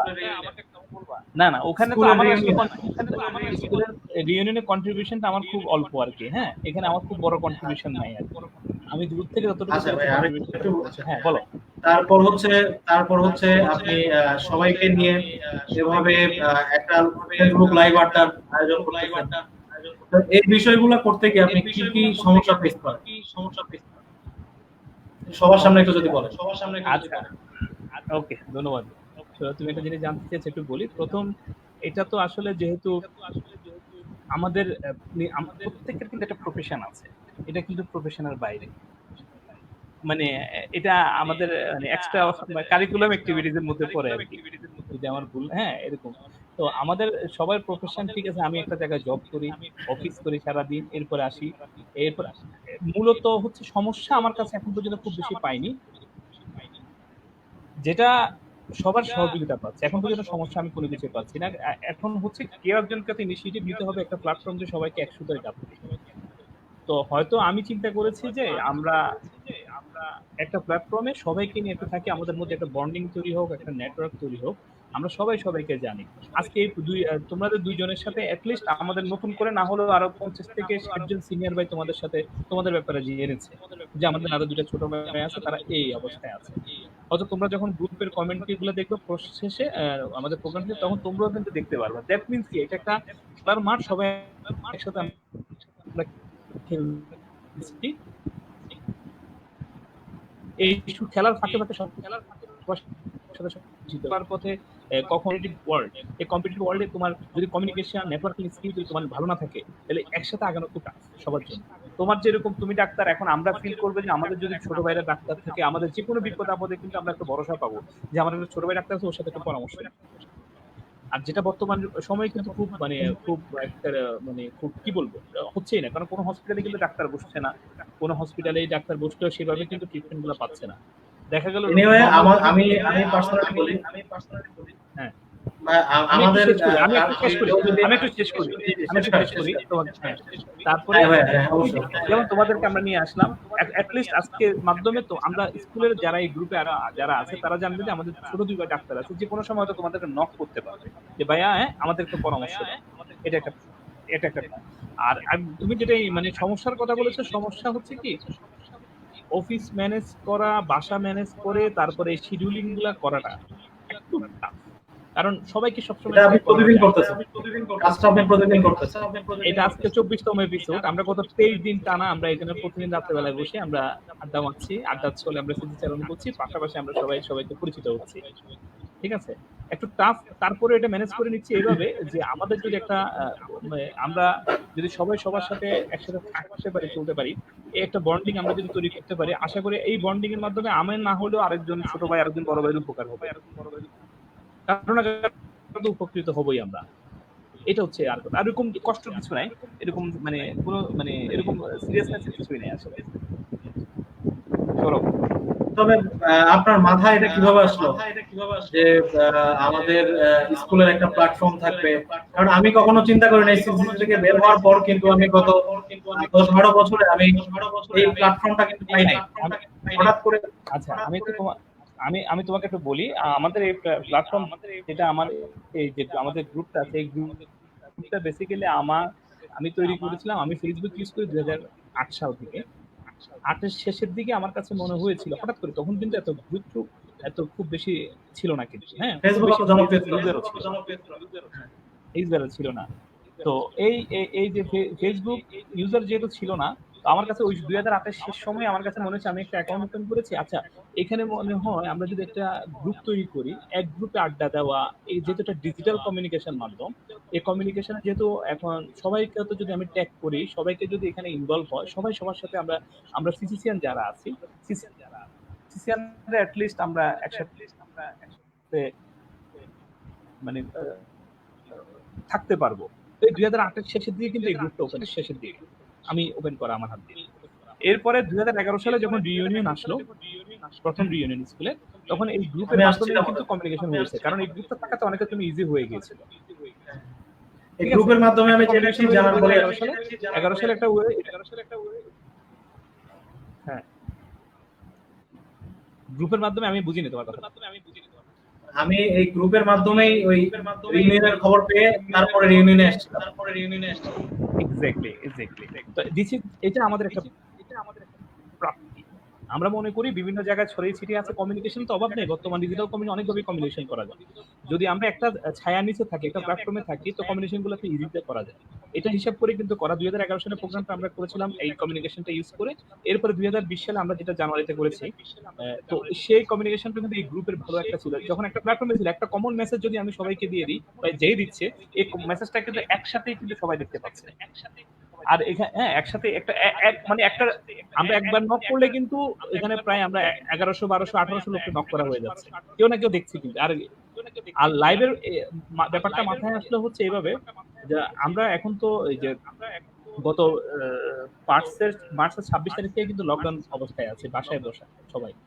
তো অফিস আমাদের কিছু নাই, দেখা যাচ্ছে বাসায় অফিস করি। তো আমরা চিন্তা করলাম যে এখন আমাদের যে নেগেটিভিটি, মানে সারাদিন শুধু আমরা খবর পড়তাম, নেগেটিভ খবর পড়তাম, করোনা এইভাবে আক্রান্ত হচ্ছে, এভাবে একটা লোক মারা গেছে, এভাবে কষ্ট পাচ্ছে, এই সিমটম গুলা করোনার, এটা শুনতে একসময় মনে হচ্ছে কি আমার মনে হয় গলা ব্যথা করছে, আমার মনে হয় কি সমস্যা হয়ে যাচ্ছে কিনা, মানে নিজের কাছে নিজে মনে হচ্ছে। কারণ এই নেগেটিভ খবরগুলো পড়তে মানে সাবকনসিয়াস মাইন্ডে সবসময় মনে হচ্ছে যে সারা আমার মনে হয় এরকম কিছু একটা হচ্ছে আর কি। Please don't take it otherwise, আমি হয়তো কথা ফ্র্যাঙ্কলি কথা বলে বলছি তোমাদের সাথে, ঠিক আছে? না না ভাই, তো হ্যাঁ খুব তো এখন মনে করো তখন চিন্তা করলাম কি করা যায়, কিছু একটা করা যায় যেটা নিয়ে আমরা একটু ব্যস্ত থাকতে পারি, একটা আমাদের সবার মধ্যে একটা বন্ডিংও তৈরি হলো। তখন এটা মাথায় আসলো যে না, আমরা এইভাবে এইটার মাধ্যমে দিয়ে আমি যদি সবার সাথে একটা প্রোগ্রাম করি, সবাইকে একটা নিয়ে আসি, সবাই সবার সাথে নতুন করে পরিচিত হলো। আমরা এখানে কিন্তু এই প্ল্যাটফর্মে কিন্তু আমাদের শিক্ষকরা এসেছিল, আমাদের শ্রদ্ধা রেজিনা ম্যাডাম এসেছিলেন আমাদের লাইভ আড্ডায়, হলিবিলাস স্যার আমি আমার প্রথম লাইভটা দেখেছি হচ্ছে রেজিনা ম্যাডামের। হলিবিলাস স্যার অনেকদিন পর ম্যাডামকে দেখে আমার খুব ভালো লাগছে। আর তারপরে আমরা আলিম স্যার এসেছিল, সাইফুল স্যার এসেছিল, আলম স্যার এসেছিল আমাদের লাইভে। আলম স্যার। হ্যাঁ তারপরে এই রিসেন্টলি গত 3 দিন আগে তোমাদের দিলশাদ ম্যাডাম এসেছিল। হ্যাঁ তারপরে আমাদের সানাউল্লাহ মঞ্জু স্যার এসেছিল, জাহাঙ্গীর স্যার এসেছিল। হ্যাঁ ওনারা আমাদের লাইভে এসেছিল। তো এটা করছি কি কারণে, সবার মধ্যে সবার যাতে একটু নেটওয়ার্কিংটা ভালো থাকে, একটু আমাদের বন্ডিংটা যাতে ভালো হয়, আমাদের হৃদ্যতাটা যাতে ভালো থাকে। আর ফাঁকে আমরা যে নেগেটিভ চিন্তাগুলো, অ্যাটলিস্ট আমি এটা বলতে পারি, আমরা যে 1 ঘন্টা 1 ঘন্টা প্রোগ্রাম করছি, 1 ঘন্টা যারা লাইভ দেখছে কমেন্ট করছে, এই কারণে কিন্তু কিছুক্ষণের জন্য মাইন্ডটা মানুষের ফ্রেশ থাকছে। এই ফ্রেশ মাইন্ডে মানুষ কিন্তু স্মৃতিচারণ করছে, আমি কলোনিতে কেমন ছিলাম, স্কুলে কেমন ছিলাম, ও আমার তো এটা ছিল, আমার তো এটা ছিল, ও আমার তো এই বন্ধুটা ছিল, আরে ওই বন্ধুটা কোথায় গেল, ঠিক আছে? এই যে একটা পজিটিভ ভাবে মানুষকে ব্যস্ত রাখার একটা চেষ্টা আর কি, এটা আমার একটা, আর কিছু না। অত আমার যে প্ল্যাটফর্মে মানুষকে হয়তো ব্যস্ত রাখার জন্য একটা চেষ্টা, যে সবাই একটু ব্যস্ত থাকুক 1-2 ঘন্টা, সবাইকে যদি একটু মেন্টাল স্যাটিসফ্যাকশন পায়। কিন্তু আমি অতটুকু বলতে পারি, আজকে 24টা এপিসোড চলছে, আমি প্রচুর পরিমাণে পজিটিভ রেসপন্স পেয়েছি, প্রচুর পরিমাণ, কোনো নেগেটিভ রেসপন্স এখন পর্যন্ত পাইনি। প্রচুর সিনিয়র লোকজন কিন্তু আমাকে অ্যাপ্রিশিয়েট করছে, প্রচুর সিনিয়র বড় ভাইরা ফোন দিয়ে বলছে যে তোমার কারণে আমি আমার ওই বন্ধুদেরকে দীর্ঘ 25 বছর পর ফিরে পেয়েছি। এটাও কিন্তু একটা ভালো লাগা, তোমরা যেরকম ডাক্তার, তোমরা পেশেন্টকে ভালো করো, ভালো হওয়ার পরে কিন্তু তোমাদের মধ্যে একটা স্যাটিসফ্যাকশন আসে। এই যে একটা কষ্ট করলাম, পেশেন্টটাকে ট্রিটমেন্ট করলাম, ভালো হলো, আমারও কিন্তু আমি যে ইফোর্টটা দিচ্ছি, এটার কারণে একজন লোক বলছে 25 বছর পরে আমি আমার বন্ধুকে খুঁজে পেয়েছি, এটা স্যাটিসফ্যাকশন, এটাই কিন্তু অর্জন।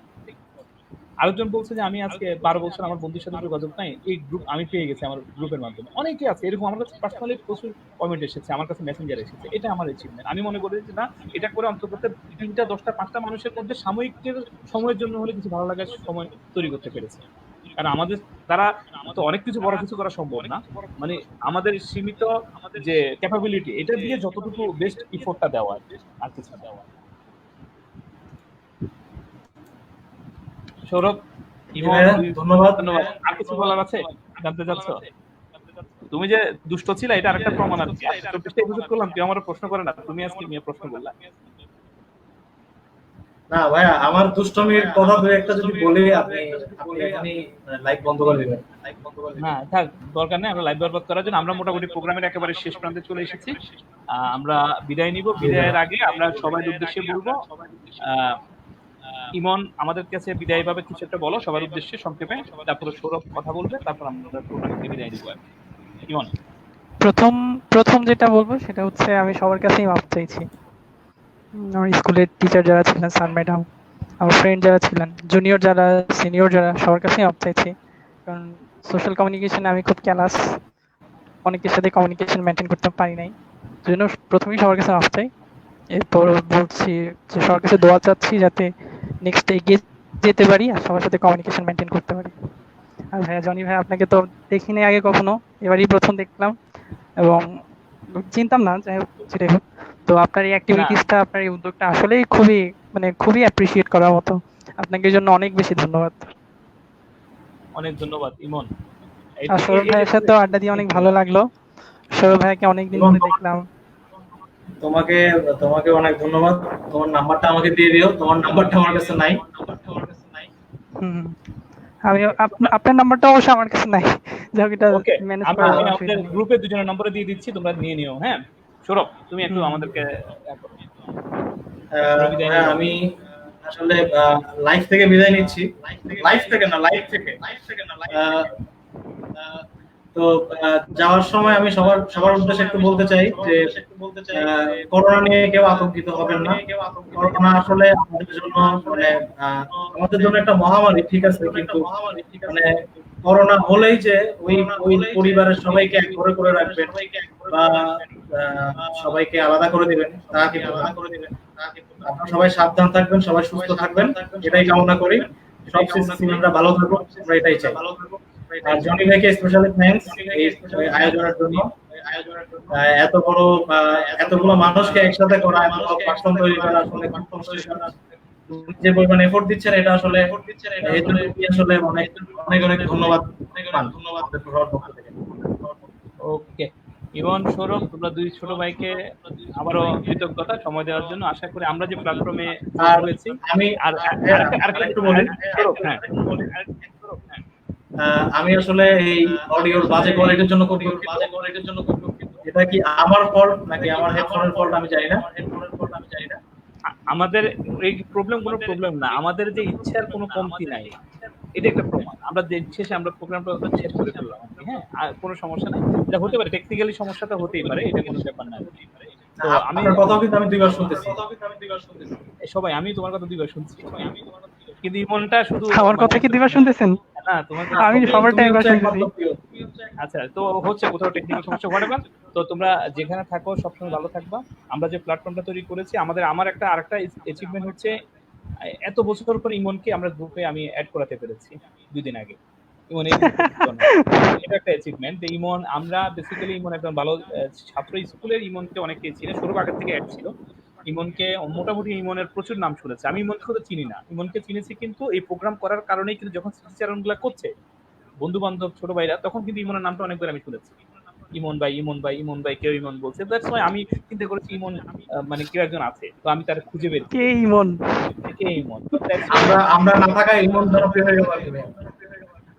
ঠিক আছে, তো এই আর কি।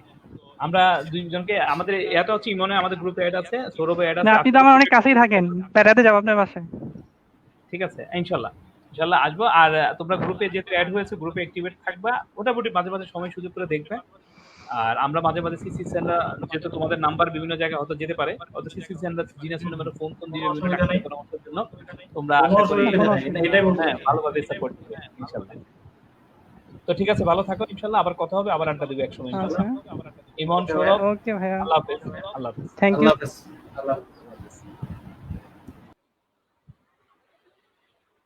দুই জুনিয়র সিসিসি ডাক্তারের সাথে আমরা আজকে আড্ডা দিয়েছি। তারা বিভিন্ন রকমের পরামর্শ দিয়েছে আমাদেরকে, স্বাস্থ্য বিষয়ক, করোনা বিষয়ক। সেই পরামর্শগুলো আমরা মেনে চলবো আর সবাই সচেতন হব। আগামীকাল আমরা আবারও হাজির হব আমাদের এই প্রোগ্রামে। আজকে আমাদের 24তম পর্ব, আগামীকাল 25তম পর্ব। আগামী 25তম পর্ব আমরা হাজির হব। ততক্ষণ পর্যন্ত সবাই ভালো থাকবেন, সুস্থ থাকবেন, নিরাপদে থাকবেন। সিসিসি না যে যেখানে থাকেন ভালো থাকেন, নিরাপদে থাকেন। আল্লাহ হাফেজ। আসসালামু আলাইকুম।